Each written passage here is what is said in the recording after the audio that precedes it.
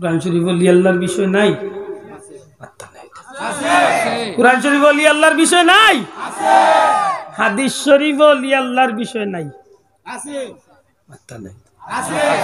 হাদিস শরীফ ওলি আল্লাহর বিষয় আসেনি? অন্য নবীর উম্মতের মাঝে ওলি আল্লাহ হক ওলি আল্লাহ আসলা। আপনারা সামান্য মনে করাইয়া দেই বুখারী শরীফের এক ঘটনা, আপনারা বেশিরভাগ মানুষ আলিম হলের মুখে ঘটনা শুনছেন। এক বেটায় ৯৯টা খুন করছিল, শুনছেন নি? এর বাদে গেছিল নি ফতুয়া দুগাইতে করি যে মাফ পাওয়ার কোনো সুযোগ আসেনি। গেছিল আমার লাগা নুরুমুরি মেসাবর গেছে, ই মেসাবরে গিয়া কইল ভাই ইলা কোনো সুযোগ আসেনি, আমি ৯৯ জন মারছি, আল্লাহ মাফ করে দিয়ে ইলিম কম আসিল। উঠিয়া কইলা বাবা বাবা রে রুশে বাঘ কিন্তু দে বাঘ, বাবা তুই অত বড় কইলে তে হইও যখন মাপ পাইতাম না সে সাদা তোমারে দিশ ফুরাইলি ও তার দে দাগা শেষ করে দিছি। কত হইছে? মাত্তা না ১০০। কিতাবের মাঝে লেখেন যে ১০০ ফুরাইয়া তার ভিতর চিন্তা কমছে না বরং আরো বাড়ছে। অতদিন মারছি সাধারণ মানুষ আর আইজ মারিলাম মেসা। যেমন জানো মেসাবর প্রতি মানুষের কিছু দুর্বলতা আছে না? আছে। যত বাদ মানুষের না মেসা বহুল দেখলে হজরত হইলে নরম হয়। দুনিয়ায় যে সারে তা দেখা পাইলো মেসা লাগে আর কিছু না পাইলো ডিম একটা ডিম আসলে একটা মেসাবর কোন বড় স্তরের কিচ্ছু না, একটা হইল নবীজির সুন্নতর ইজ্জত। জুড়ে সুবহান, নবীর সুন্নতর ইজ্জত আল্লাহ দিছে। সুবহানাল্লাহ। কইল রে অতদিন মারছি নরমাল মানুষ আর আইজ মারিলছি আলিম একজন। ইয়া আল্লাহ আমি তো শেষ। তুকাই তুকাই তুকাই তুকাই তুকাই তুকাই বড় এক আলিমের সন্ধান পাইছে। গিয়া জিকাইল হুজুর আপনি বড় আলিম শুনছি হাসান বলে আমি আপনার খন্দাতে এইবার আগে ৯৯ জন মারিয়া হুরুমুরি হমেশা আগে ওখান কই না মনে হয় তুমিও শুনিলাম বাটে বুঝলে জুইতে বতুয়া আপনার এইবার আগে আরো মেসাবরে শেষ করিয়া শুনগাইয়াইছে। সুতরাং আপনি বুঝিয়া বতুয়া দেখা যে আমার লাগান ১০০ কুনিরে আল্লাহ মাফ করে দিবার কোন সুযোগ আছে? এই নাসলার যোগ্য আলিম হইলা রে বাবা, আল্লাহ যদি গুলামরে মাফ করে দিলাইতে চায় জগতের কেউ একটাইবার কিচ্ছু নেই।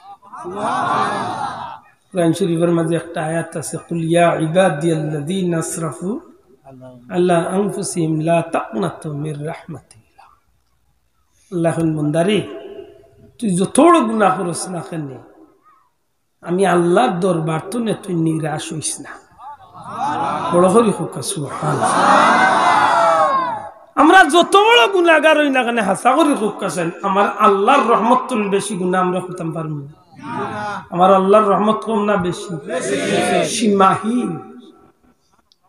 আপনি আমি সারা পৃথিবীর পাহাড় সম পরিমাণ গুনাহ যদি করি আল্লাহ যদি চায় তার এক রহমান নামর নিয়ামতর খাতিরে রহমতর খাতিরে আমার লাগান কোটি কোটি মানুষকে আল্লাহ চকুর ফলকে মাফ করিয়া দিলে আমার আল্লাহর দয়া। সুবহানাল্লাহ।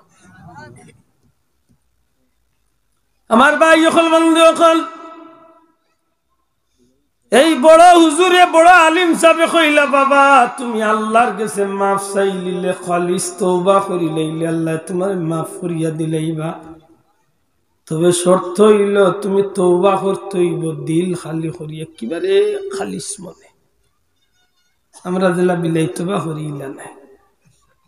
আমরা বহুত মানুষ আছে সারা বছর গুনাহ করিয়া ওরা তো রাইতে মন তওবা করে বুঝাইতে চায় যে আল্লাহ যা করছি মাফ করি দাও, খাইল তো নেবার নয়া করি স্টার্ট দিন কি জুই করিয়া তওবা করি। ইয়া আইয়ুহাল্লাযীনা আমানু তুবু ইলাল্লাহি তাওবাতান নাসুহা। সুবহানাল্লাহ। একেবারে খালিস তওবা করুক আল্লাহ বান্দা যত বড় গুনাহগার হোক আল্লাহ মাফ করিয়া দিবে। সুবহানাল্লাহ। আমার ভাই হল বন্ধু হল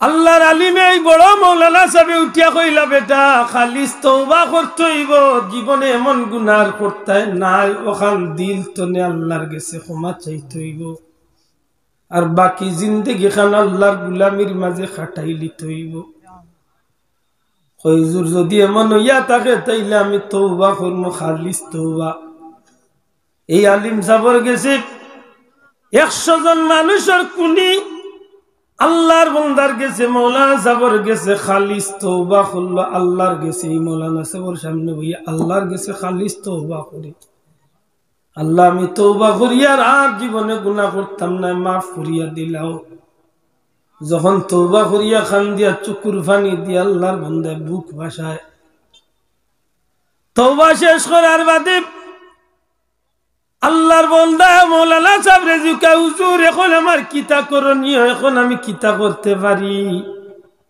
মাওলানা সাহেব বুদ্ধি দেন বাবা এক কাজ করো আমার বাদি সাইয়া দেখো আমি খুব দুর্বল মানুষ আমার বেশি দিন আর বাঁচবার মনে হয় সময় বাকি নাই তোমার একটা বুদ্ধি দিতে পারি তোমার একটা পরামর্শ দিতে পারি ওই যে একটা গ্রাম দেখ রায় এই গ্রামের নাম হইল কারিয়ায়ে সালেহ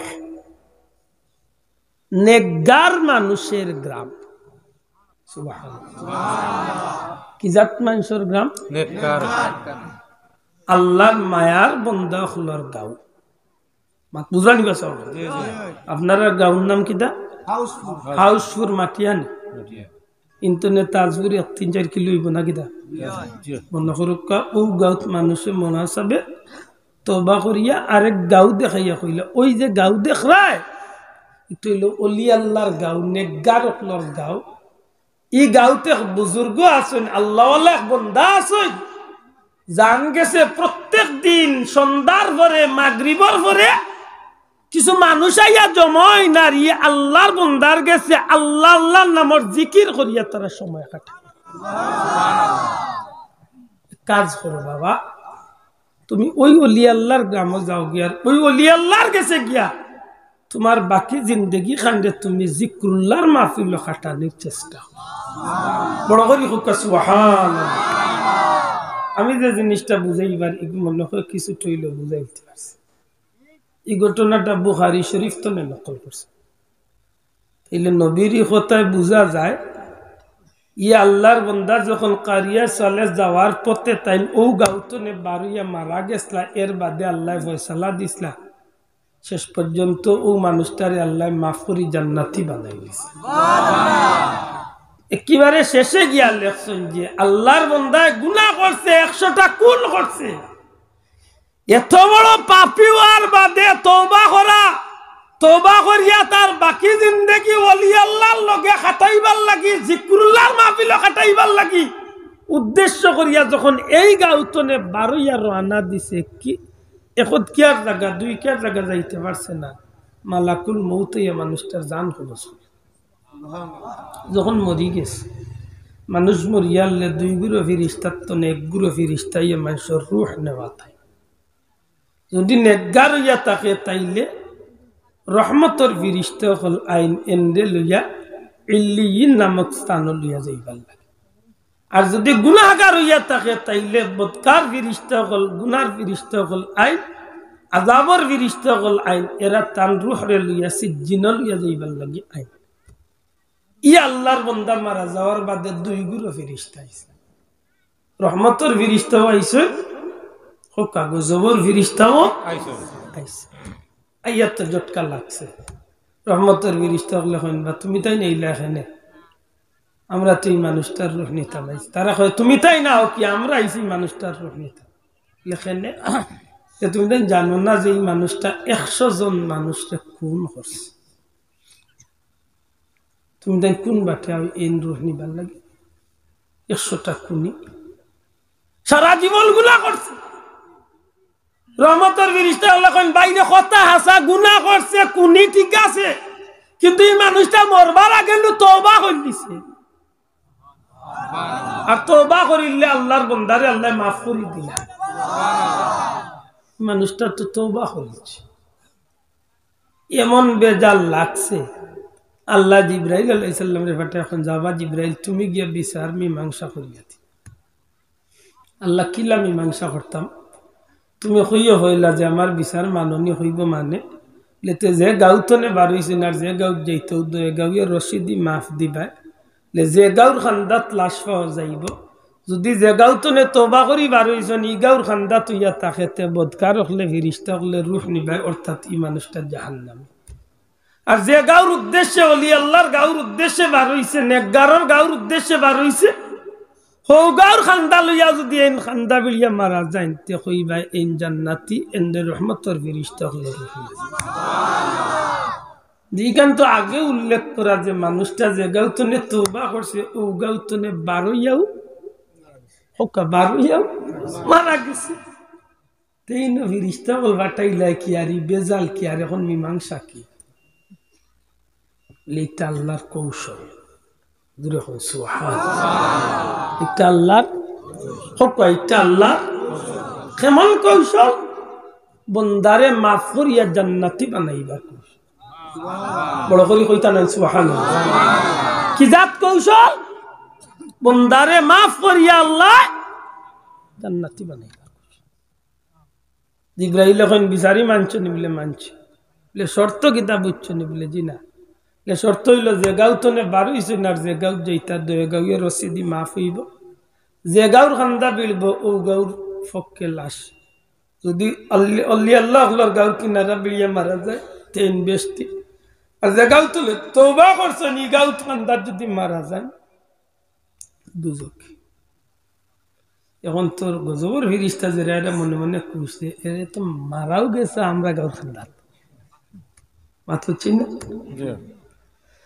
যেই মাত্র রশি দিয়া মাফ আরম্ভ হইছে, পরওয়ারদিগারে আলম আল্লাহর পক্ষ থেকে হুকুম করা হয়, জমিন জমিন রে আমার গুলামে যদি 100টা খুন করিলাইছিল, কিন্তু আমার গুলামর ভিতরে আমি আল্লাহরে দি ভয় আইছে, আমি আল্লাহরে ভয় করিয়া খালিস ভাবে দিল খুলিয়া তওবা করিয়া তার বাকি জিন্দেগি খান আমি আল্লাহর খুশির নিমিত্তে জিক্রুল্লাহর মাহফিল ওলি আল্লাহর মাহফিল গিয়া কাটাইবার লাগি ইচ্ছা পোষণ করছে রে জমিন।